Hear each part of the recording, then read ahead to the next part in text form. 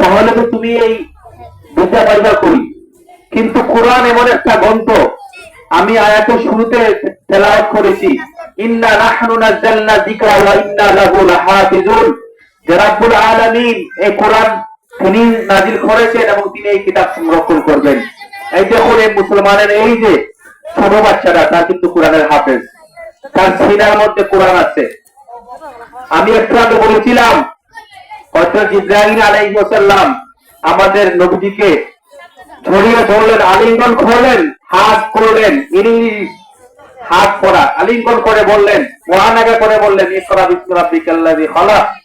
তখন প্রত্যুত্তরে নবী করিম সাল্লাল্লাহু আলাইহি ওয়াসাল্লাম এই সূরা আলাকের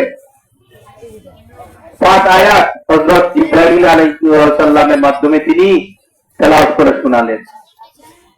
এখন শুনো, প্রত্যেকটা জাতির মধ্যে শিক্ষা হলো কি অন্যতম মানবাধিকার, শিক্ষা হলো কি অন্যতম মৌলিক অধিকার, one of the most right principal right. মৌলিক অধিকার, মৌলিক অধিকার হচ্ছে শিক্ষা।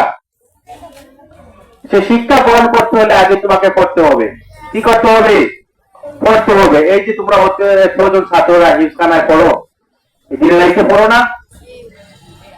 যে কোনো জিনিস মুখস্থ করতে হলে আপনাকে কিন্তু পড়তে হবে। কি করতে হবে? পড়তে হবে। এজন্য পবিত্র কোরআনের সর্বপ্রথম যে ওয়ার্ড, যে বাক্যটা কি ছিল? ইকরা। কি? ইকরা বিসমি রাব্বিকাল্লাযী খালাক। এখন আপনি অন্যান্য ধর্মীয় গ্রন্থ আছে, আপনি বেশি করে পড়তে হবে। কিন্তু আজকাল আমাদের অবস্থা, আমরা ধর্মের কাছ থেকে আমরা সরে গেছি। আমরা ধর্মের কাছ থেকে কি সরে গেছি?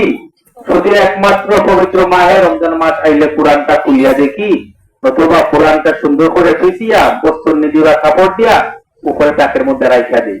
আর 1 বছর পরে যদি রমজান মাস আসে, তাহলে এই কোরআনের পাশে যে কাপড় দিয়ে ঢাকা ছিল, এই কাপড় ধুইয়ে পরিষ্কার করে তারপর আমরা কোরআন পড়ি। না, এরকম করলে হবে না।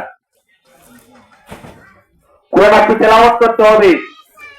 একটু আগে বলছিলাম না, হাদিসে পাক রাসূলুল্লাহ সাল্লাল্লাহু আলাইহি ওয়াসাল্লাম বলছেন যে আফদালুল ইবাদাতি মিন, এক পিডিশ বেনিয়া, একটি ছোট্ট বাচ্চার কণ্ঠে সেই পবিত্র কোরআনের তেলাওয়াত শুনে সে কিন্তু এই দেশ থেকে গেছে, আর কখনো সে ভারতবর্ষে ফিরে আসেনি। আমি হয়তো ভদ্রলোকের নামটা ভুলিয়া গেছি। এত কোরআন পড়াইছে, এত কোরআন পড়াইছে, কিন্তু কোরআনটা মুছে